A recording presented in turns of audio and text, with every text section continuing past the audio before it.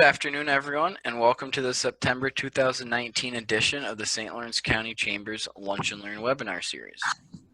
My name is Mike Bisa, the Assistant Director at the St. Lawrence County Chamber of Commerce, and your host for today's webinar. I want to recognize the generous support of Clarkson University and St. Lawrence University for sponsoring this educational series. Today we have Devon Sutton as the Director of Strategic Operations for LCDRIVES Corp, an electric motor manufacturing company in Potsdam, New York. She has previously worked as an instructor of operations management at Clarkson University and as a project manager for capital construction, also at Clarkson. Devon frequently leads local companies in forming their strategic plans and speaks on a wide variety of topics, including communication, effective time management, strategic identification, women in management, and small business development. Today, Devon will present on the 6 thinking hats used with well-defined and explicit return on investment success in corporations worldwide. The 6 thinking hats is a simple, effective, and parallel thinking process that helps people to be more productive, focused, and mindfully involved. Powerful tool set, which once learned can be applied immediately. Now, let's put our thinking hats on, and Devon, the floor is yours. Let me get my screen shared out here.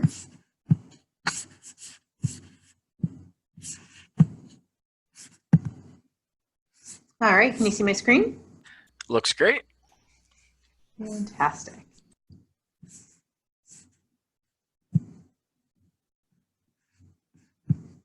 All right, so today we are going to be talking about the 6 thinking hats. And this is just a quick overview, certainly not a training by any means. If you do find that you're really interested in this, I do have a slide here that points you towards other resources, and of course, the actual book, The 6 Thinking Hats by Edward Bono. So what is the 6 thinking hats? It's a method.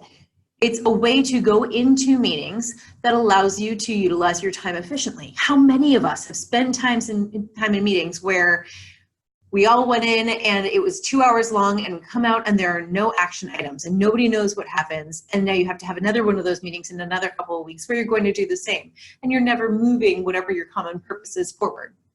Or who's ever gone into a meeting where one person dominates the entire meeting, nobody else gets a chance to speak, or nobody quite knows what the topic is at hand, or even worse, we go into a meeting and we're all like-minded and we get into what we often refer to in the Facebook world as an echo chamber, where we're all so like-minded that we're really not holistically discussing whatever the issue at hand is, but we're all just agreeing with each other because we genuinely like each other and think that each other is super smart.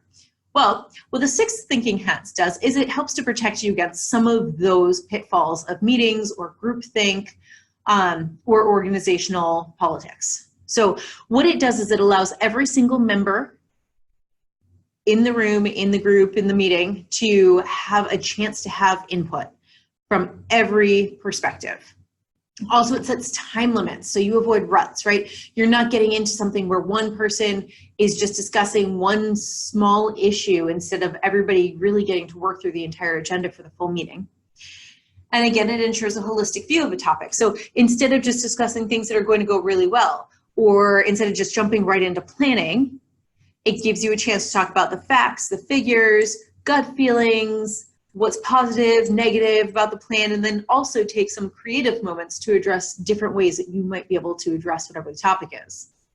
The last part is that it removes ego, power dynamics, and personalities, which is a big one, right? When we talk about organizational politics, it's really, really common that if there's a senior person in the room, the majority of the room wants to agree with that senior person because they like their jobs, which is not a bad thing. But it is bad when it means that some valuable input is not gained during a meeting. And this seeks to mitigate those types of things from happening. So let me jump into it. First of all, there are 6 hats, and each hat has a meaning. And for each of the hats, you're going to set a time limit as a facilitator. And the assumption is that if you're using this methodology in a meeting, you're probably a facilitator. And what you're doing is effectively wearing what we call the blue hat. And the blue hat is the hat that is concerned with the rules of the road, order, time limits, and basically running and facilitating this exercise. Next up, you've got the white hat. So when we go into our white hat thinking in a meeting, we're talking about things that are neutral and objective, and they're facts and figures. So here you're talking about this product has seen this percentage of growth over so many fiscal quarters, or this percentage of our market demographic shows a preference for X, Y, and Z, or this motor has such and such requirements for our customer, right? These are hard things that are proven by numbers and facts and figures that can be easily checked. There's no feeling injected into this part. It's just, what do we actually know today about whatever the topic at hand is? Next, we go into our red hat, which is our emotional view, or what we call a knee-jerk reaction. Now, when we're discussing something using these hats, what we do is we start as a facilitator, and sometimes an organization is familiar enough with the 6 thinking hats where you can actually say, okay guys, we're going to do our white hat thinking right now. Everybody lay out the facts and figures. And you go around the table from one person to the next until everybody has had a chance to input under any given hat. And you get, for example, under the white hat, you get all of the facts and figures from their perspective. So if you're in a meeting and you have somebody from your manufacturing floor, and you have somebody from finance, and you have somebody from HR, and you have somebody from marketing, that each of these people is able to give the pertinent facts from their department. Then you get into your red hat thinking, and here is going to be your fastest hat. So you want to give maybe a minute or two total for everybody in the room to give their input, and you just want their 2 to 3 sentence, what do you think about this? So for example, if you're introducing a new product into the market, you want to talk to your finance people and they say, we absolutely can't afford this capital investment. No way, this doesn't work for us. And HR may say, well, you know, we actually do have some excess people on hand right now who are crushing. So yeah, sure, we can do this. And then you have manufacturing who may say, well, if we can get some extra people, then we might be able to do this. So yeah, sure, fine. And then you have maybe somebody in sales who says, well, that's nice, I can't sell it anyway, so don't bother, right? So it's just very quick takes on what they feel like their reaction is to the topic. Then you move very quickly into your black hat. Now, under the black hat, this is almost counterintuitive, right? You want everybody at the table to brainstorm all the ways that your program, your initiative, your policy, whatever it is, that it's going to fail, that it won't work, that it's not going to be good, it's not going to be well received, everything that they can think of from their, again, their perspective. Or if they have something to add from what they think might be other people's perspectives too, that's fantastic. Again, you want the most holistic view on whatever it is that you're discussing possible. Then you move on to your yellow hat. So this is everything that's fantastic about whatever it is that you're discussing. All of the positive, all of the reasons why it's going to drive revenue, drive business, increase market share, all of those things, whatever is positive about what's being discussed. And again, you're going, and you as the facilitator are asking this of every single person at the table. So what do you think is great about this from your perspective, from your department, as a representative of your department? Personally, what are all the great things about it? Now, at this point, you have your facts and figures out on the table. You have everybody's gut reactions. You have all of the ways that people think this could go wrong and all of the ways that people think this could go right out on the table. And you as a facilitator are probably taking some pretty good notes at this point, because what people say is valuable, or else you wouldn't have them in that room. Which leads us to our green hat.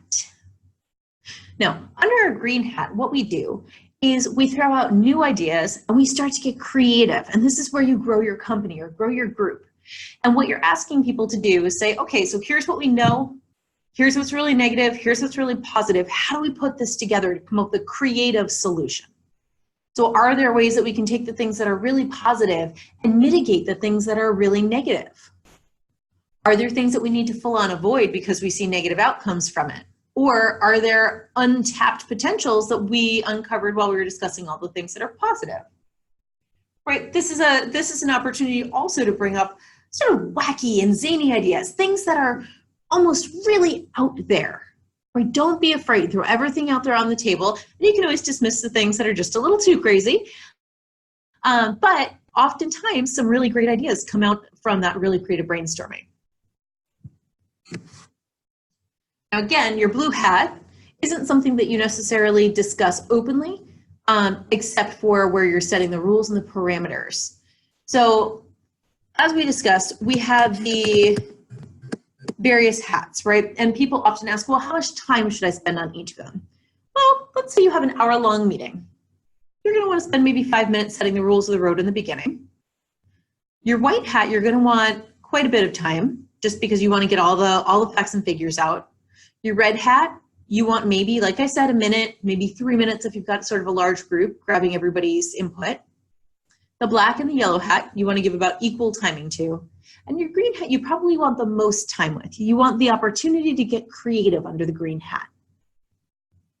Now, when I introduce this as a potential methodology for people to use, what I'd like to do as an example to get people interested in the 6 thinking hats and understanding really how it works is there are a lot of universities in our area, and so I ask everybody to take the position that they're in a university, and I put them into different departments in the university. So somebody's from Res Life, somebody's from the provost's office, somebody is from marketing, somebody is from the health center, somebody is from finance, somebody's from facilities, so on and so forth. And my favorite scenario that I like to throw out is that the campus has been having significant problems with rodents on campus. And so a proposition has been put forth to have attack cats introduced to campus to control the rodent population. And usually when I throw this out there, everybody at the table laughs, and it's a little bit funny because it's so crazy. Who wants to put attack cats anywhere? But then we actually go through the exercise. And you start with the rules of the road, tell people there are going to be some time limits. I want you to try and keep your thinking sort of confined to the different hats that we're under at any given point in time. They have their roles. And you set out and you say, okay, facts and figures. And finance says the rodent problem has caused us so much in terms of dollars. Facility says we've got overtime and these kinds of problems going on. The health center starts to talk about the fact that students are becoming ill due to rodent-borne illnesses. Marketing says that they're having a terrible time because there's a lot of bad press around the rodent problem on campus. And the president's office is getting calls from parents, and then the provost says that the rodent problem is affecting the academic life of the students in such and such a manner, right? Again, so it's all about the facts and the figures. What are the things that we know is occurring because of this rodent problem? And then we jump into the black hat thinking. So what are all the things that could go wrong if you have attack cats on campus? And the health center is saying things like cat scratches or allergies.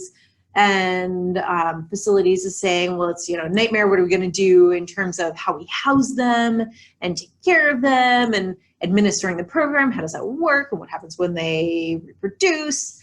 And finance is saying, who's going to actually pay for all of this programming? And then you jump into the yellow hat, and people start saying things from Res Life like, well, I mean, cats are very, very well liked, and some people actually use comfort kitties on campus. And the health center says if we reduce rodent population, that'll certainly decrease in diseases.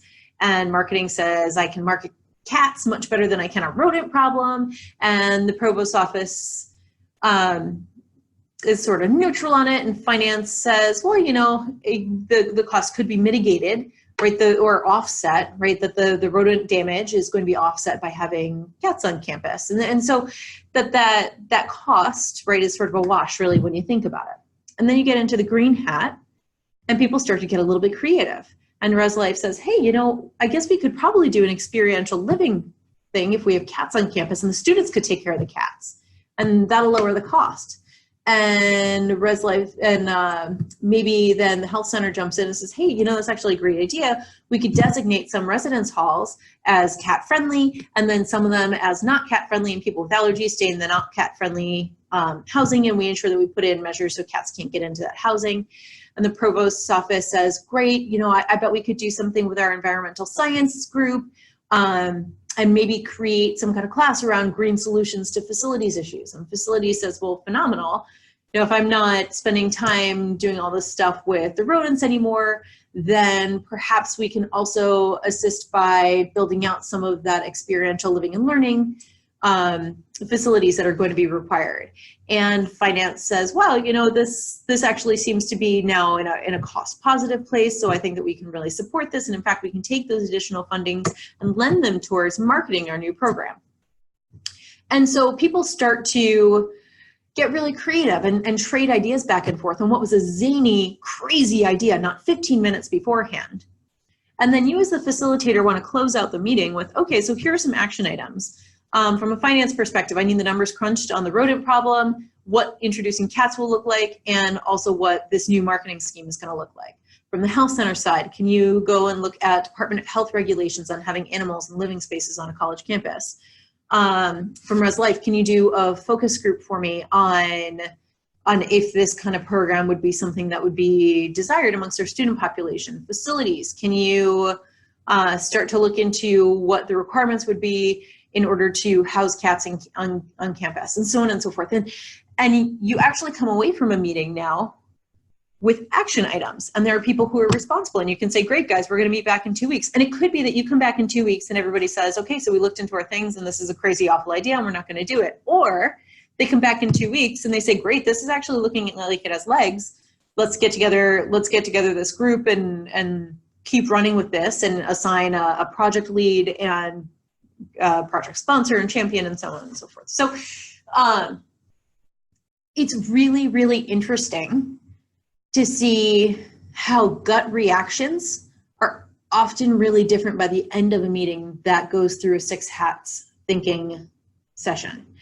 And the other great thing is that it boils down really nicely to action items because of the order of the hats. When the green hat is the last one and it's about creating ideas and thoughts and solutions, it becomes really easy to figure out, okay, so what legwork is needed to follow through on these, and then whose responsibility is that?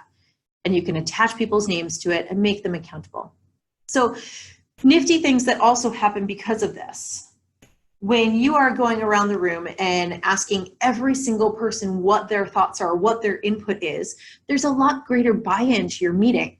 And so instead of your meeting becoming something dreaded that nobody wants to go to because nothing productive ever happens, now it's actually a thought-provoking and exciting and energizing session that reminds people why they're doing what they do every day.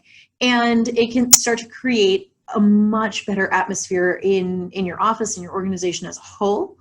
And also you're going to find that your productivity is increased quite a bit. You're not going to be spending excess time in meetings because you've already set the time limits ahead of time. And you're showing that you respect people's input and you respect their ideas, and you also respect their time. All really positive things. So again, if anybody would like more information or to do formal training on the 6 hats thinking, please do reach out to the website that I have listed here on this slide.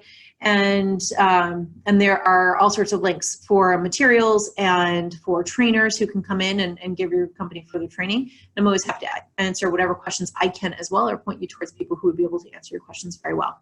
So again, thank you so much for your time today. I really appreciate this, and good luck. Thank you, Devon. That was a great overview, and I think helped us to all be more productive and have more efficient meetings while giving everyone an equal opportunity to share their perspective. I want to thank you again for your time and sharing your expertise with us today. I'd also like to thank Clarkson University and St. Lawrence University for their support in sponsoring the Lunch and Learn webinar series.